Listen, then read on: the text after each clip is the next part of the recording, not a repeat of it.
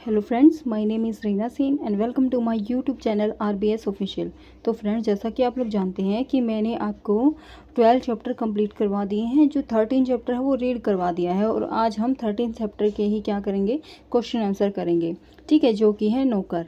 और फ्रेंड्स, जो कि मैंने एनसीईआरटी की हिंदी की सीरीज स्टार्ट की हुई है, ठीक है, 6th क्लास की। तो ये आप सभी को पता ही होगा। चलिए अब हम ये जो नौकर चैप्टर है इसके क्वेश्चन आंसर स्टार्ट करते हैं। तो क्वेश्चन नंबर 1 से देखते हैं। आश्रम में कॉलेज के छात्रों से गांधी जी ने कौन सा काम करवाया और क्यों। आंसर देखते हैं कि आश्रम में कॉलेज के छात्रों से गांधी जी ने गेहूं बीनने का काम करवाया। ठीक है, एक बार गांधी जी से मिलने के लिए कॉलेज के कुछ छात्र आए थे। उन सभी को अंग्रेजी ज्ञान पर बड़ा गर्व था। बातचीत के दौरान छात्रों ने उनसे कोई कार्य मांगा। छात्रों को लगा कि गांधी जी उन्हें पढ़ने लिखने का से संबंधित कोई कार्य देंगे। गांधी जी उनकी मंशा को भांप गए। मंशा क्या होती है फ्रेंड, जो कि उनके मन में चल रहा होता है। ठीक है, कि तो फिर वो उनको भांप गए और गांधी जी ने, मतलब कि भांप गए का मतलब होता है कि उनकी मंशा को उन्होंने पहचान लिया। जो उनके मन में चल रहा था ना, वो उन्होंने पहचान लिया। ठीक है, और गांधी जी ने उन छात्रों को गेहूं बीनने का कार्य सौंप दिया। वास्तव में इस कार्य द्वारा गांधी जी को छात्रों को समझाना चाहते थे कि कोई भी कार्य छोटा या बड़ा नहीं होता। तो फ्रेंड्स, क्या था कि भाई है ना, जो गांधी जी से मिलने के लिए आश्रम में उनके कॉलेज के मतलब कि कुछ स्टूडेंट्स आ गए थे और उन्होंने उनसे पूछा, ऐसे ही बातचीत में कहा कि भाई अगर हमारी लायक कोई काम हो ना तो आप हमें बता दो, हम वो कर देंगे। और उनको ये मन में ये भी लगा कि भाई हमें है ना सिर्फ लिखाई पढ़ाई का काम देंगे, ऐसा और कोई काम नहीं देंगे। तो है ना, गांधी जी ने उनकी मन की बातों को पहचान लिया था और फिर गांधी जी ने उनको क्या काम दे दिया कि भाई गेहूँ बीनने का काम दे दिया। ठीक है, तो फिर और इस ये काम देने के ऊपर जो गांधी जी है वो क्या चाहते थे कि भाई उनको ये बताना चाहते थे कि वास्तव में कोई भी काम जो है वो छोटा या बड़ा नहीं होता। काम काम होता है। ठीक है, चलिए नेक्स्ट क्वेश्चन पे चलते हैं, जो कि है हमारा क्वेश्चन नंबर 2। क्वेश्चन नंबर 2 क्या कहता है कि आश्रम में गांधी जी कई ऐसे काम भी करते थे जिन्हें आमतौर पर नौकर चाकर करते थे। और पाठ से 3 ऐसे प्रसंगों को अपने अपने शब्दों में लिखो जो इस बात का प्रमाण हो। आंसर देखिए कि आश्रम में गांधी जी कई ऐसे काम भी करते थे जिन्हें आमतौर पर नौकर चाकर करते हैं। पाठ में कई ऐसे प्रसंग आए जिनमें से निम्नलिखित प्रमुख हैं। देखो, फर्स्ट क्या है कि एक कार्यकर्ता ने जब गांधी जी से कहा कि आश्रम में आटा कम पड़ गया है तो वे आटा पीसने के लिए फौरन खड़े हो गए। सेकंड क्या है कि आश्रम में कुछ लोग रसोई के बर्तन बारी बारी से दल बनाकर धोते थे। एक दिन गांधी जी ने बड़े बड़े पतीलों को साफ करने का जिम्मा अपने ऊपर ले लिया। जिम्मा क्या होता है फ्रेंड्स, जिम्मेदारी। किस चीज़ की जिम्मेदारी थी कि उन पतीलों को साफ करने की। ठीक है, ऑप्शन नंबर 3 क्या कहता है कि एक बार गांधी जी के कुछ साथी तालाब की भराई का काम कर रहे थे। एक सुबह वे काम खत्म करके कुदाल, फावड़ा और टोकरियों के साथ वापस लौटे तो उन्होंने देखा कि गांधी जी ने उनके लिए नाश्ता तैयार करके रखा हुआ है। ठीक है, चलो नेक्स्ट क्वेश्चन पे चलते हैं। नेक्स्ट क्वेश्चन हमारा ऑप्शन क्वेश्चन नंबर 3। देखो, क्वेश्चन नंबर 3 क्या कहता है कि लंदन में भोज पर बुलाए जाने पर गांधी जी ने क्या किया। यानी कि जब गांधी जी को लंदन में खाने पर बुलाया गया था तो गांधी जी ने क्या किया था। देखिए, आंसर देखिए, दक्षिण अफ्रीका में रहने वाले भारतीयों के जाने माने नेता के रूप में गांधी जी भारतीय प्रवासियों की मांगों को ब्रिटिश सरकार के सामने रखने के लिए एक बार लंदन गए। वहां उन्हें भारतीय छात्रों ने एक शाकाहारी भोज में निमंत्रित किया। छात्रों ने इस अवसर के लिए स्वयं की शाकाहारी भोजन तैयार करने का निश्चय किया कि भाई ये जो अवसर मिला है ना, तो मैं खाना जो है वहाँ पे मैं खुद बनाऊंगा। तीसरे पहर 2 बजे एक दुबला पतला और छरहरा आदमी आकर उनमें शामिल हो गया और तश्तरियाँ धोने, सब्जी साफ करने और अन्य छुटपुट काम करने में उनकी मदद करने लगा। बाद में छात्रों का नेता वहां आया तो क्या देखता है कि वह दुबला पतला आदमी और कोई नहीं, उस शाम को भोज में निमंत्रित उनके सम्मानित अतिथि गांधी थे। इस प्रकार गांधी जी ने बिना किसी संकोच के छात्रों की मदद की थी। कि फ्रेंड्स, जो है ना गांधी जी है ना, वो किस बात पे मतलब क्या चीज़ मानते थे कि भाई कोई भी काम है ना छोटा बड़ा नहीं होता और हमें है ना कोई भी काम करने में किसी के आगे शर्माना नहीं चाहिए। ठीक है, तो उन्होंने भी क्या हुआ, उनको खुद बुलाया था एज ए चीफ गेस्ट कि भाई आप आए खाने पे बुलाया था उनको, लेकिन उन्होंने क्या किया कि वहाँ जाके खुद ही खाना बनाना शुरू कर दिया। ठीक है, तो उनको कोई भी इस बात की कोई भी शर्म नहीं आई, कोई भी लज्जा महसूस नहीं हुई। ठीक है, तो गांधी जी इन्हीं बातों में मानते थे। चलिए क्वेश्चन नंबर नेक्स्ट पे चलते हैं। क्वेश्चन नंबर 4 क्या कहता है, गांधी जी ने श्रीमती पोलक के बच्चे का दूध कैसे छुड़वाया। अब देखो आंसर देखते हैं क्या है कि एक बार दक्षिण अफ्रीका में जेल से छूटने के बाद घर लौटने पर गांधी जी ने देखा कि उनके मित्र की पत्नी श्रीमती पोलक बहुत ही दुबली और कमज़ोर हो गई है।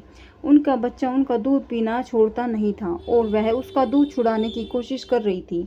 बच्चा उन्हें चैन नहीं लेने देता था और रो रो कर उन्हें जगाए रखता था।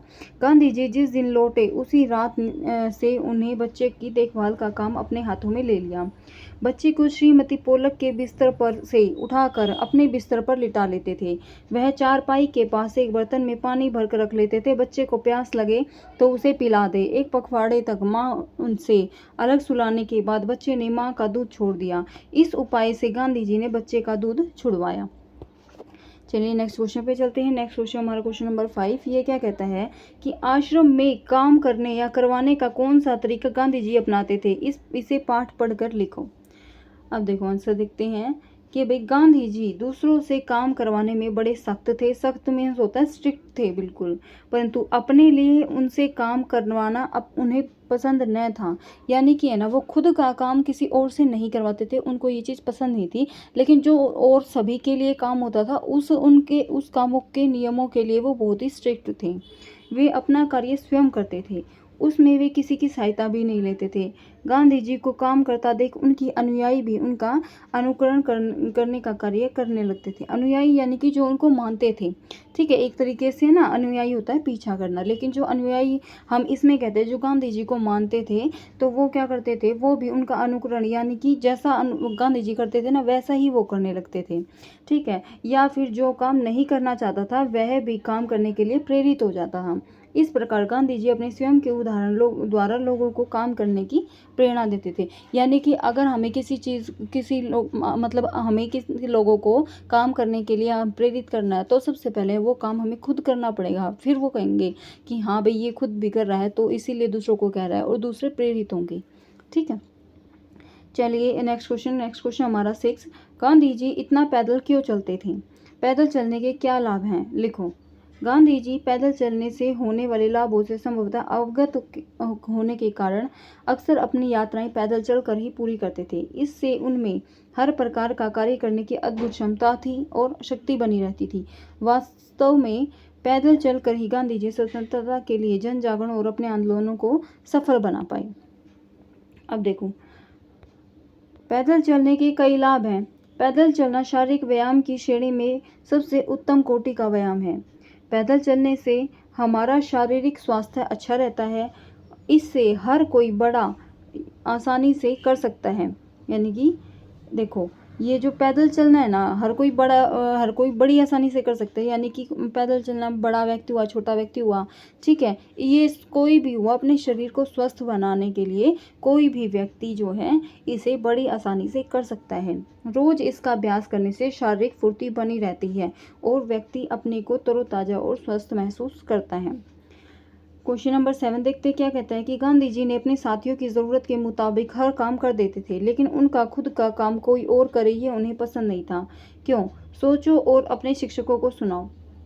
आंसर देखो, गांधी जी स्वावलंबी होने के कारण दूसरों के सामने आदर्श उदाहरण प्रस्तुत करने के लिए तथा अन्य को स्वावलंबी बनाने के लिए अपना कार्य स्वयं करते थे।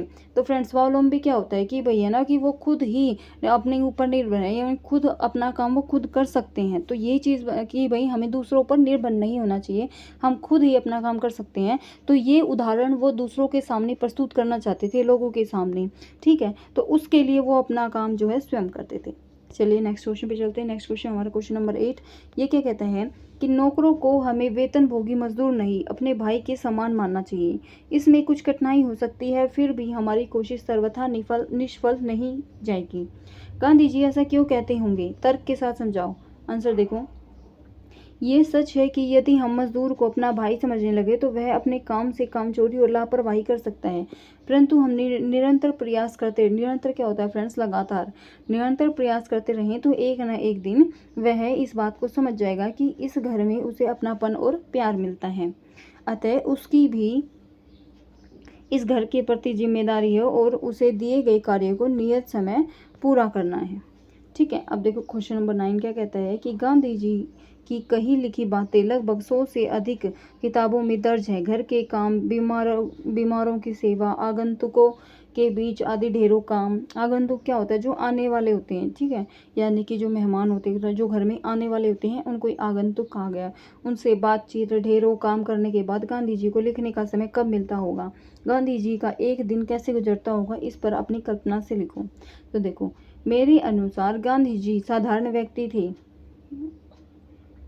तो थे नहीं, अतः असाधारण व्यक्ति के धनी होने के कारण और अत्यधिक व्यस्त व्यक्ति होने के बावजूद भी वे सारे काम करने और लिखने के लिए समय निकाल ही लेते थे।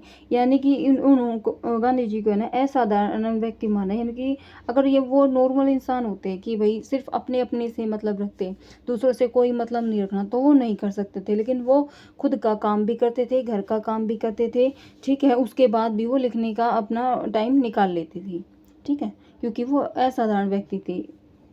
चलिए क्वेश्चन नंबर 10 पे चलते हैं। क्वेश्चन नंबर 10 क्या है कि पाठ में बताया गया है कि गांधी जी और उनके साथी आश्रम में रहते थे। घर और स्कूल के छात्रावास से गांधी जी का आश्रम किस तरह अलग था, कुछ वाक्यों में लिखो। आंसर देखते हैं कि गांधी जी के आश्रम में हर एक जाति, वर्ग, उच्च निम्न आदि सभी वर्गों का समावेश था। आश्रम में उनके सहयोगियों के अलावा मित्र, जरूरतमंद, देशी विदेशी आदि सभी लोग एक परिवार की तरह रहते थे। छात्रावास में सभी धर्मों और समुदायों के बच्चे शिक्षा ग्रहण करने आते हैं। छात्रावास और आश्रम की कार्यपद्धति में अंतर होता है, दोनों के उद्देश्य भी अलग अलग होते हैं, परंतु छात्रावास विशुद्ध रूप से शिक्षा प्रणाली के संबंधित होने के कारण आश्रम से भिन्न होता है। स्कूल के छात्रावास में छात्रों को पढ़ाई के अलावा किसी अन्य कार्य की फिक्र नहीं रहती थी, लेकिन आश्रम में आटा पीसने से लेकर सब्जी तक उगाने का कार्य करना पड़ता था। तो इन्होंने क्या बताया कि स्कूल और भाई जो वो क्या कहते हैं आश्रम है, इनमें अंतर इन्होंने क्या बताया है कि भाई जो स्कूल में क्या है, देखो गांधी जी के आश्रम में हर एक जाति, वर्ग, उच्च निम्न आदि सभी वर्गों का समावेश था। यानी कि है ना, वहाँ पे कोई लोगों की जात पात नहीं देखी जाती थी कि भाई ये वो उच्च जाति का है, ये नीची जाति का है, तो क्या है वहाँ पे सब सेम थे, ठीक है, समावेश यानी कि सभी लोग हो जो मिलकर वहाँ पे रहते थे, ठीक है। उन सहयोगियों के अलावा मित्र, जरूरतमंद, देशी विदेशी आदि सभी लोग एक परिवार की तरह रहते थे। और छात्रावास में सभी धर्मों और समुदायों के बच्चे शिक्षण ग्रहण करने आते हैं, ठीक है। तो ये था, लेकिन जो ये जो स्कूल होता है इसमें क्या होता है, इसमें ऐसा कुछ भी नहीं होता है, ठीक है। स्कूल के छात्रावास में बच्चों पढ़ाई के अलावा किसी अन्य कार्य की फिक्र नहीं रहती थी।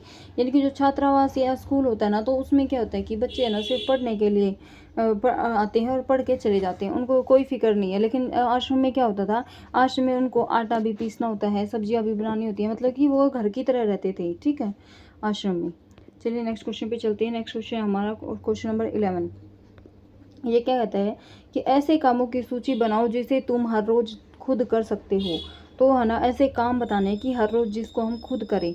देखो, निम्नलिखित में से काम खुद कर सकते हैं: अपना बिस्तर और कमरा ठीक करना, उनमें पुस्तकें, कापियां आदि ठीक जगह पे रखना, अपने स्कूल यूनिफॉर्म और जूते चप्पलों को ठीक से रखना, अपने कपड़ों को इस्त्री करना और अपने कपड़ों को धोना। इस्त्री मीन्स होती है फ्रंट प्रेस, ठीक है, अपने कपड़ों को प्रेस करके और फिर ये सारे काम जो है ना, मतलब कि हमारा काम हम खुद कर सकते हैं, ठीक है।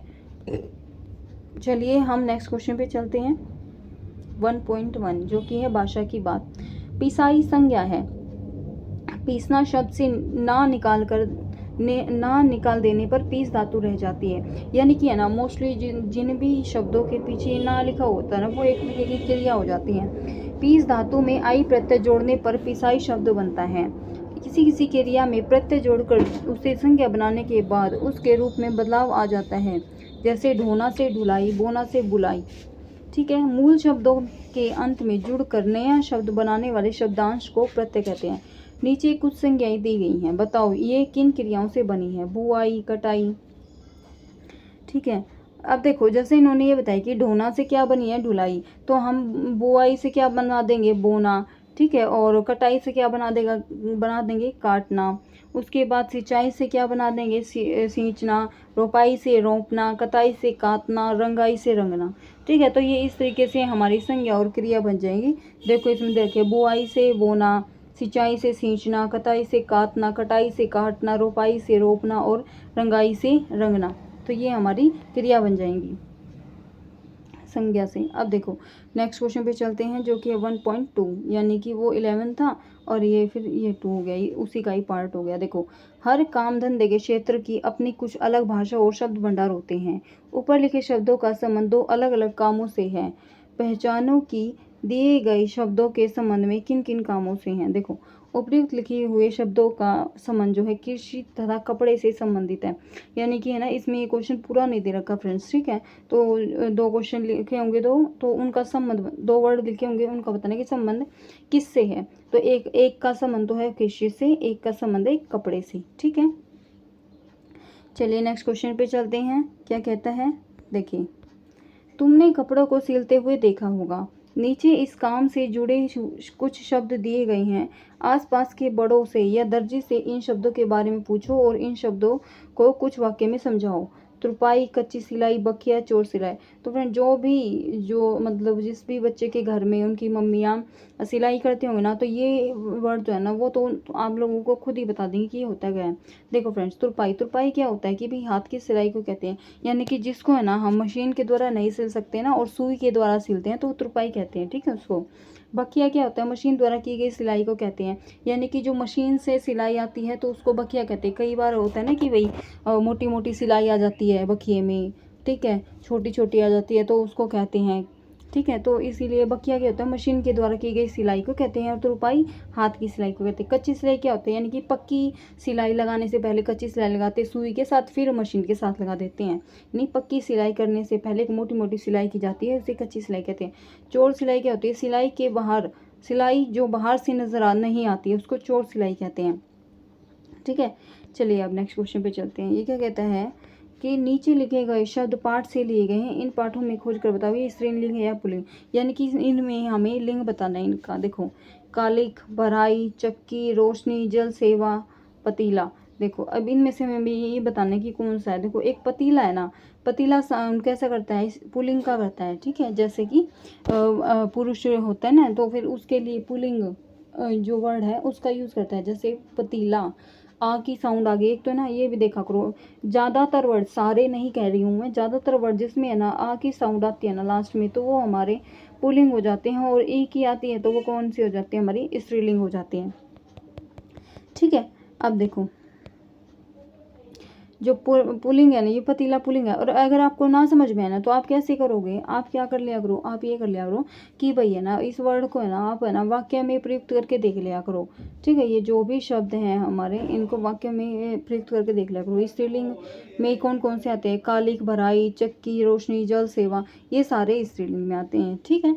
चलिए आपका जो चैप्टर है वो यहीं फिनिश होता है फ्रेंड्स। और भाई अगर आपको वीडियो अच्छी लगी है तो वीडियो को लाइक कीजिएगा, और अगर आपको ऐसी ही वीडियो चाहिए है चैनल को सब्सक्राइब कीजिएगा।